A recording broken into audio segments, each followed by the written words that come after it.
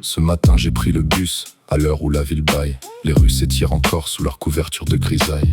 À l'arrêt une foule silencieuse, des regards perdus, des pensées voyageuses. Le chauffeur démarre, capitaine d'un navire urbain, naviguant entre les klaxons, les feux et les chemins.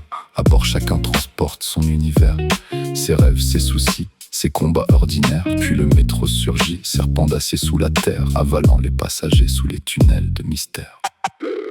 Une musicienne joue 3 accords d'espérance, et soudain le wagon danse dans un souffle de chance. Correspondance ratée, quai numéro 2. Course contre les secondes, cœur un peu nerveux. Les portes se ferment juste devant mon nez.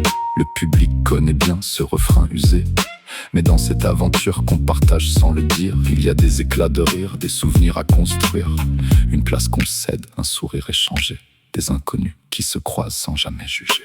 Le tramway glisse doucement comme un pinceau sur la ville, dessine des trajectoires tranquilles et mobiles. Les immeubles défilent comme des décors mouvants, pendant que le temps voyage avec les passants. Et quand vient le soir avec les derniers trajets, les wagons racontent tous ce qu'ils ont récolté. Des rendez-vous manqués, des victoires secrètes et discrètes, des journées ordinaires devenues sacrées.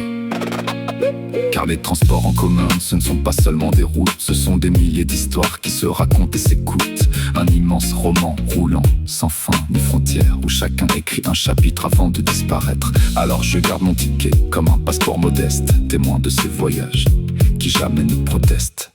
Et demain, dans un bus, dans le métro ou dans le train, une nouvelle aventure commencera son chemin.